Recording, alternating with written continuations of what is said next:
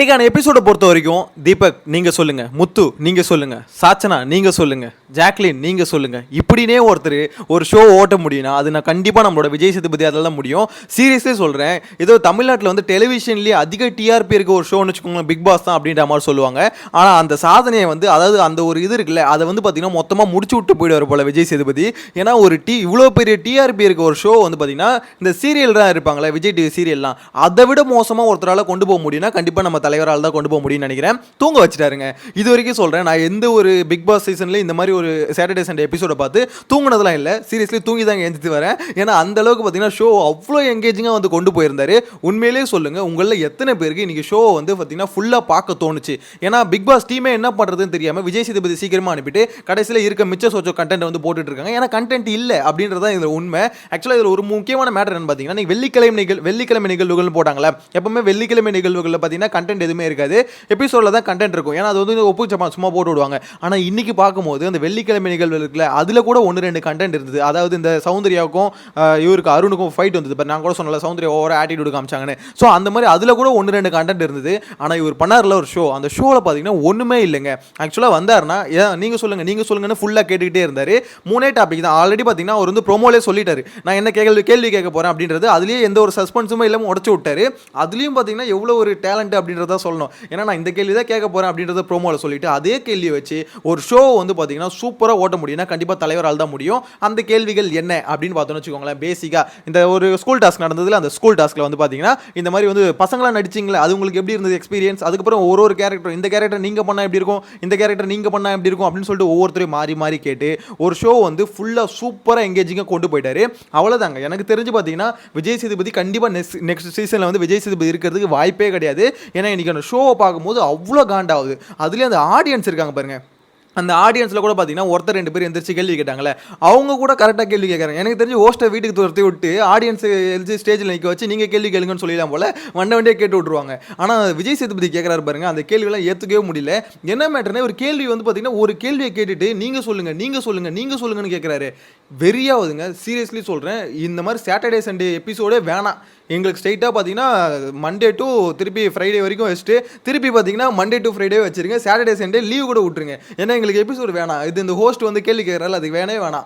Big பாஸே பார்த்தீங்கன்னா இதுக்கு பதிலாக 2 கேள்வி கேட்டு அவரே தண்டனை கொடுத்துக்கிட்டோம். இவர் வந்து பார்த்தீங்கன்னா கேள்வி கேட்க போகிறதில்ல, அதுக்கான பனிஷ்மெண்ட் இருக்க போகிறதில்ல, இவரை பார்த்து பயமும் இருக்க போகிறதில்ல. ஏன்னா உண்மையிலே சொல்ல, இந்த சீசனில் யாருக்குமே விஜய் சேதுபதி பார்த்து ஒரு பயமே இல்லை அப்படின்றது க்ளீனாக தெரிஞ்சு போச்சு. ஃபர்ஸ்ட் வீக்கில் அவர் கேட்டார் பாருங்க கேள்வி, அப்போ சில்லறையெல்லாம் செதறி விட்டோம். இந்த மாதிரி வந்து விஜய் சேதுபதி மாஸ்டரா என்னம்மா கேள்வி கேட்குறாரு அப்படிலாம் நினச்சிட்டு இருந்தோம். நானும் அதில் சில்லறையை செதுறவனில் ஒருத்தன் தாங்க. ஆனால் இப்போ சீரியஸ்லி சொல்கிறேன், அது ரொம்ப பெரிய தவறு. ஏன்னா ஒரு நாள் மட்டும் தலைவர் பயங்கரமாக ப்ரிப்பேர் பண்ணிட்டு வந்திருக்காரு. ஏன்னா முதல் ஷோவில், ஸோ அதனால் பயங்கரமாக ப்ரிப்பேர் பண்ணிட்டு வந்து அந்தளவு கேள்வியை பார்த்தீங்கன்னா அந்தளவுக்கு கேட்டிருந்தாரு. ஆனால் அப்பத்துலேருந்து இப்போ வரைக்கும் பார்த்தீங்கன்னா மனுஷங்கிட்ட ஒரு கேள்வியுமே இல்லை. ஆக்சுவலாக கேள்வி மீன்ஸ் நான் எதை சொல்கிறேன்னு வச்சுக்கோங்களேன், ஒரு பிரச்சனைகளை எடுத்து அட்ரஸ் பண்ணணும். அந்த ஆடியன்ஸில் ஒரு 2-3 பேர் எந்திரிச்சு சொன்னாங்க பாருங்க, அவங்க சொன்னது எல்லாமே பிரச்சனை, வீட்டுக்குள்ள நடந்த பிரச்சனைகளை தான் அவங்க வந்து இதை கேளுங்கன்னு சொன்னது. அதுக்கு வந்து என்ன பண்ணுறாரு, ஆடியன்ஸுக்கு வந்து ரிப்ளை கொடுக்குறாரு. அதாவது தீபக்கும் ஜாக்லினுக்கும் ஒரு இஷ்யூ ஒன்று போச்சுல, அது வந்து இந்த கேள்வியை கேளுங்கன்னு அவங்க கேட்குறாங்க. அதுக்கு வந்து இவர் என்ன பண்ணணும், ஓகே இந்த கேள்வி நான் உள்ளே போய் கேட்குறேன் அப்படின்ற மாதிரி கேட்கறத விட்டுட்டு இவர் என்ன பண்ணுறாரு, இங்கேருந்து ஆடியன்ஸுக்கு வந்து எக்ஸ்ப்ளனேஷன் கொடுக்குறாரு. அதாவது இப்போ நான் ஜாக்லினுக்கு சப்போர்ட் பண்ணல, தீபக் சொன்னதும் அங்கே தப்பு தானே அப்படின்ற மாதிரி.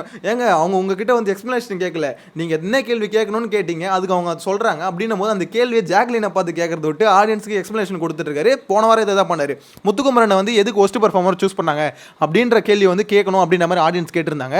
அதுக்கு வந்து பார்த்தீங்கன்னா அங்கே வந்து இவர் சொல்கிறாரு, அதாவது பார்த்தீங்கன்னா இவங்களுக்கு ஒன்றும் புரியல அப்படின்ற மாதிரி ஒரு கிளாரிட்டி ஒன்று கொடுத்தாரு. எனக்கு என்னன்னா, ஆடியன்ஸ் கிட்ட நீங்கள் எதுக்கு எக்ஸ்ப்ளனேஷன் கொடுக்குறீங்க? உள்ளே வந்து பார்த்தீங்கன்னா முத்துக்குமரனை யாரெல்லாம் ஒஸ்ட் பர்ஃபார்மன்ஸில் சூஸ் பண்ணாங்களோ அவங்கள பார்த்து கேள்வி கேட்கணும். எனக்கு ஒன்றுமே புரியலைங்க, இவர் என்ன பண்ணுறாருன்னு தெரியல. 30 கோடி ரூபா பேமெண்ட்னு வேறு சொல்கிறாங்க இவருக்கு. அவ்வளோதான் போல. விஜய் சேதுபதி வந்து பார்த்தீங்கன்னா விஜய் டிவிக்கு ஒரு பெரிய நாமத்தை போட்டு போயிடுவாருன்னு நினைக்கிறேன். ஏன்னா அடுத்த சீசன் பார்த்தீங்கன்னா கமல் சார், தயவு செஞ்சு இப்போ சொல்கிறேங்க, கமல் சார் திருப்பி கூப்பிட்டு வரணும் அப்படின்ற மாதிரி இது வரைக்கும் நான் சொன்னதே இல்லை. இப்போ எனக்கு என்னமோ சொல்லணும்னு தோணுது, கமல் சாரே திருப்பி வந்துடலாம் போல இருக்குங்க. சீரியஸ்லி அந்த மனுஷன் பார்த்தீங்கன்னா 2-3 டிசிஷன் தான் தப்பாக எடுத்தார். ஆனால் ஷோ ஓரளவுக்கு பார்த்தீங்கன்னா நல்லா தான் கொண்டு போவார். ஒரு ஷோவையும் கொண்டு போக மாட்டார். டிசிஷன் எப்படி எடுக்க போகிறான்னு தெரியல. ஆனால் இப்போ வரைக்கும் பார்த்தீங்கன்னா இப்போ ஒரு பேர் வந்துருச்சு, இந்த மாதிரி பயாஸ்டாக இருக்காரு, கேர்ள்ஸ் டீமுக்கு மட்டும் தான் சப்போர்ட் பண்ணுறாரு அப்படின்ற மாதிரி பேர்லாம் வந்துருச்சு. அது மட்டும் இல்லாமல் இவருக்கு ஒரு பெட் நேம்லாம் வச்சிருக்காங்க. இந்த மாதிரி வந்து பெண்கள் செல்வன், மக்கள் செல்வன் இருக்குல்ல, அதை எடுத்துட்டு பார்த்தீங்கன்னா பெண்கள் செல்வன் அப்படின்ற மாதிரிலாம் கூப்பிட்டு இருந்தாங்க. ஸோ இது ஒரு பக்கம் போகுதுன்னு வச்சுக்கோங்களேன். ஆனால் ஒரு முக்கியமான அப்டேட் இப்போ வந்திருக்கு. என்ன தெரியுமா? ஆக்சுவலாக இந்த டிஆர்பி பார்த்தீங்கன்னா விஜய் சேதுபதி வந்ததுக்கப்புறம் இந்த பிக் பாஸ் ஷோவில் இருக்க டிஆர்பி பார்த்தீங்கன்னா மண்ணோட மண்ணா போயிட்டு இருக்கு. அதனால் என்ன பண்ணியிருக்காங்க, அந்த கிரியேட்டிவ் டீம்னு ஒன்று இருக்குல்ல, அந்த கிரியேட்டிவ் டீமை பார்த்தீங்கன்னா பிக் பாஸ் சீசன் 8ல் பார்த்தீங்கன்னா சேஞ்ச் பண்ணியிருக்காங்க. இந்த சீசன் 8ல் வந்து ஒரு கிரியேட்டிவ் டீம் இருந்தது. அந்த டீமை சேஞ்ச் பண்ணிட்டு அதுக்கு பதிலாக இன்னொரு கிரியேட்டிவ் டீம் வந்து கொண்டு வந்திருக்காங்க. அந்த கிரியேட்டிவ் டீம் யாருன்னு கேட்டால் ஷாக் ஆகிடுவீங்க. யார் தெரியுமா?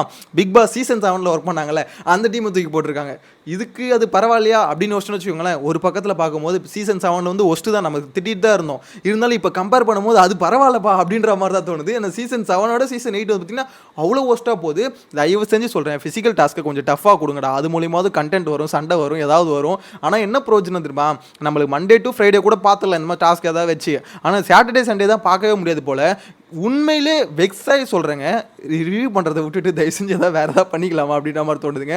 ஏன்னா ஒரு இன்ட்ரெஸ்ட்டோட தான் நம்ம இதெல்லாம் ஸ்டார்ட் பண்ணுறோம். இதெல்லாம் பார்க்கும்போது என்னடா இவர் பண்ணுறாரு அப்படின்ற மாதிரி ரொம்ப வெறுப்பாகுதுங்க. உண்மையிலே சொல்கிறேன், ஒரு ஷோ இவ்வளோ நேரம் உட்காந்து பார்க்குறோம், அதில் ஏதாவது ஒரு கேள்வி, இப்போ அவர் ஏதாவது கிறிஸ்பாக பண்ணியிருந்தா தானே அதை பற்றி பேசுறதுக்காக நம்மளுக்கு தோணும்.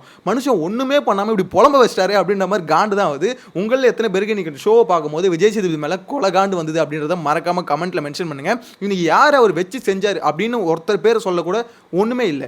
இதில் இன்னைக்கான கண்டென்ட்ல என்ன தெரியுமா? உருப்படியான ஒரு கண்டென்ட்னு வச்சுக்கோங்களேன். அருணையும் பவித்ராவையும் பேச விட்டாங்க பாருங்க. அங்கே வந்து ஒரு கான்வர்சேஷன் போச்சுல, அது பார்க்கறது கொஞ்சம் ஃபன்னாக இருந்தது, ஜாலியாக இருந்தது. அதை தவிர பார்த்தீங்கன்னா எல்லாமே சும்மா ஏதோ வந்து 2 பேரும் மீட் பண்ணி ஒரு டீக்கல்ல நின்று பேசணும் அப்படி எது சொல்லுது, சும்மா கதை அடிக்கிறதுக்கு பேசுவாங்களே, அந்த மாதிரி தான் பார்த்தீங்கன்னா விஜய் சேதுபதி வந்து பார்த்தீங்கன்னா உள்ள இருக்க ஹவுஸ்மேட்ஸ் கூடயும் ஆடியன்ஸ் கூடயும் வந்து கதை அடிச்சுட்டு போறாரு. ஆனால் மனுஷன் செம ஜாலியாக இருப்பாருங்க. சும்மா வந்து வாய்க்கு வந்ததை பேசிட்டு போகிறதுக்கு ஒரு 30 கோடி ரூபா பேமெண்ட் அப்படின்னு சொல்கிறாங்க. அப்படின்னும் போது தலைவன் வேறு ரகம் தான். அழகாக படம்லாம் நடிக்க வேணாப்பா. இந்த மாதிரி பிக் பாஸ் மட்டும் வருஷம் ஃபுல்லாக இருந்தால் அவருக்கு இன்னும் குஜாலாக தான் இருக்குன்னு நினைக்கிறேன். கமல் சார் இதுக்கப்புறம் சொல்லுவார், கமல் சார் நீங்களாம் வராதிங்க, நானே பார்த்துக்கிறேன். இங்கே என்ன ஜாலியாக வந்து பேசிட்டு தானே போனோம். பிக் பாஸில் என்ன சொல்லி கூப்பிட்டுருப்பாங்க, சார் வந்து பேசிட்டு மட்டும் போங்க சார் அப்படின்னு கூப்பிட்டுருப்பாங்க. பேசணும் அவ்வளோதானேங்க, நான் பேசுவேங்க, நல்லா பேசுவேங்க அப்படின்ற மாதிரி வந்து பேசிகிட்டு இருக்காரு. அதை தான் பார்த்தீங்கன்னா நம்ம எல்லாம் கேட்டுட்டு இருக்கோம். எனக்கு தெரிஞ்சு பிக் பாஸ் ஷோ பார்த்தீங்கன்னா இந்த சீசனோட விஜய் டிவி இழுத்து மூடிடுவாங்கன்னு நினைக்கிறேன். அந்த மாதிரி தான் பார்த்தீங்கன்னா தலைவன் கொண்டு போயிட்டு இருக்காரு. உங்களோட கருத்தை மறக்காமல் கமெண்ட்டில் மென்ஷன் பண்ணுங்கள். இன்றைக்கி ஷோவை பார்க்க சொல்ல எத்தனை பேருக்கு வெறியாச்சு அப்படின்றத மறக்காம கமெண்ட்ல மென்ஷன் பண்ணுங்க. நெக்ஸ்ட் வீடியோல மீட் பண்ணலாம். Bye by.